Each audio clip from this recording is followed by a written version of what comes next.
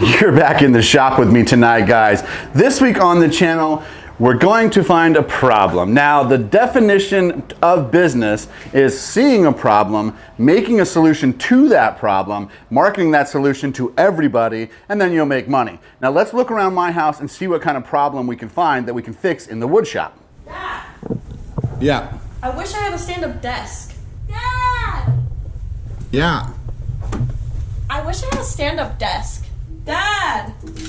What? I wish I had a stand-up desk. Dad! What? I wish I had a stand-up desk. Dad?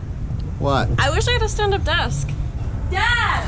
What? I wish I had a stand-up desk.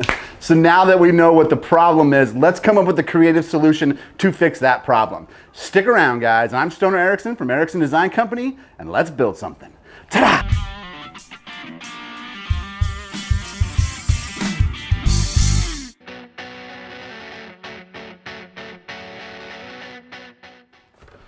We have this 3/4 inch birch plywood. I went into Lowe's, someone had them cut it, and they left it on the shelf, so it was already cut, so I got it at a discount. It does have frayed out edges on it. I know lumber's super expensive right now, but we're gonna use this to make our stand-up desk. Let's get into it.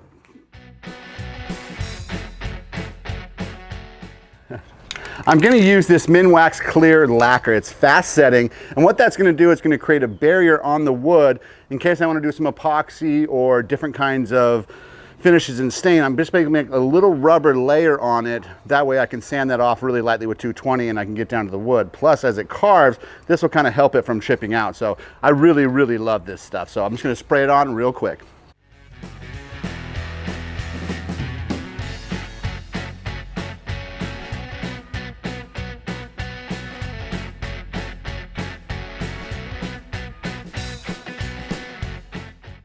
All right, so let me explain why I put the Minwax on top of the birch and let it dry completely before I carve or do anything like that. So basically, you have your plywood, and it's got a lot of little grains in the top, little divots or indentations in the grain. Then when I spray the lacquer over top of it, what it does is it kind of fills up the grain up and makes it a barrier on top. It doesn't have to be a lot, but just so I don't get epoxy or spray paint down into the grain, I have this little layer there. And then when I go back and I'm done and I sand that layer off, I have a lot less of that color or epoxy down in the grain. So that's why I do that. It's a really quick trick. I love that Minwax lacquer. It dries in 30 minutes. It goes on really smooth. The spray nozzle is great. I'm going to do a review about that because I actually love that stuff. So let's keep cruising. We're going to go ahead and cut down our first piece to 29.5 inches. The actual stand-up desk is going to finish at 28, but I like to have that little extra room so I can attach my piece of wood to my X-Carve. I'm going to go ahead and grab some screws, run it down, and get it ready to carve.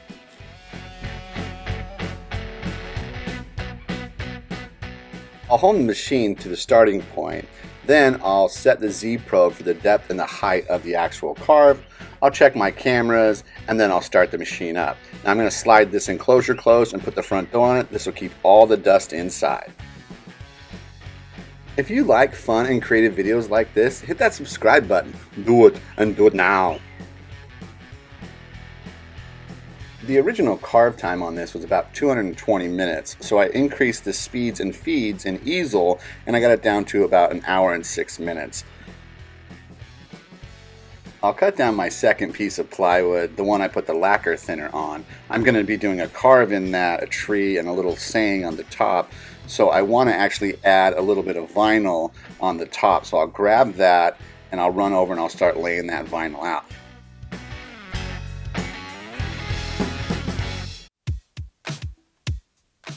I'll pull the enclosure door, slide the enclosure back, I'll move the machine back to the back, and then I'm going to vacuum up all the dust. This is one of my favorite parts of this because I love vacuuming up dust because I hate dust.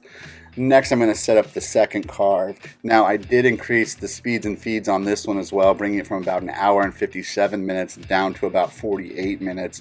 Now, this is really tough on the machine. It's not recommended, but I like to really see what the X-Carve is capable. So I'll get that guy up and ready to keep carving. Guys, leave me a comment. I would love to hear from you, and I'll totally comment back. Now, while this is carving, I actually noticed there's a ton of dust at the back, and since I built this stand on its wheels and I built a back door for it, I can easily move it around while it's carving and vacuum up the dust from the back and from the front. Another really cool feature I like about this stand. Check out how I built this right here on this card. Now, as that other one's carving, I'm going to cut out my tabs in my actual stands for the desk, and I didn't put a line all the way to carve through, so I have to actually take a jigsaw and cut this out. If I was to redesign this, I would definitely hone it in and make sure that the carve went all the way through. Now, luckily my wife popped in the shop, so I did get a kiss. This is just a cool idea in my head, and I did design the whole thing on easel. Now, the tolerances on easel are a little harder to work with versus SketchUp or Fusion 360. So when I go back and redesign this, I'll design this in Fusion 360 and the tolerances will be really spot on. Getting a little late in the evening, so I went in and changed into my pajamas, and I was watching this on my baby monitor camera, so I knew when it was done I went out to check the carve. So I'll do the same thing, move the machine back, open up the door, pull the carve, and then I'll go ahead and vacuum it up. I'm super stoked with the way the carve turned out, but I don't need the X-Carve machine up anymore, and since I built this stand to fold down, I'll just fold it down, slide it out of the way. It'll give me an extra 2 feet in the shop. Check out the link in the description below to see how I built this table so you can build your own. Now let's see how this kind of assembles together. It just kind of clicks in the grooves and slides down and hold it. I'm pretty happy with it. I'm going to cut a few shelves and make a couple different kinds of shelves for this. Tonight I'm just going to test a small little shelf for like the laptop on the top. So I'll cut it to fit the tolerances of the actual adjustable slides, and I'm actually super stoked about it. All I've got to do now is just make a couple different kinds of shelves to see what versatility I have in it.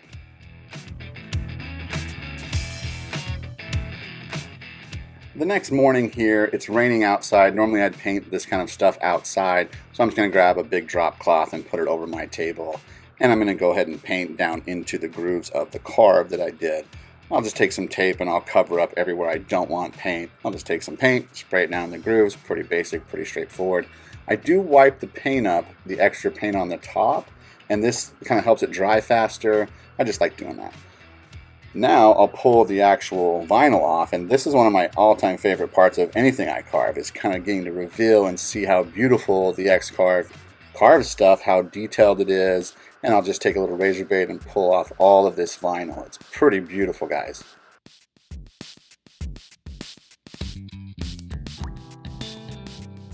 From a basic idea in my head to this actual tangible thing, it's so cool. You know, watch till the end here because I'm actually going to show you guys a couple different of the shelves I made and how they work. So that is a really, really cool project. We've got the laptop up top. We'd have a keyboard down on this side. On this little stand that we built, you could put a drink or a little plant over here.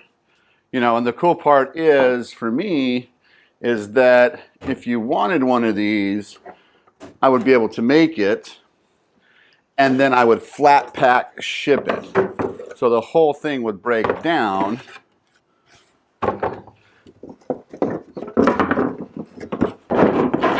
And then we would ship it out, packed flat. You know, 3 or 4 inches high, and that would ship out. And then when we're ready to when you received it, you would unbox it, open it up, clip it together,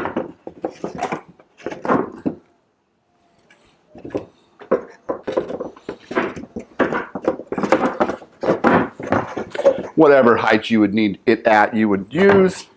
You would throw in your shelves. You throw in your little other shelf there, your top shelf, and your back brace.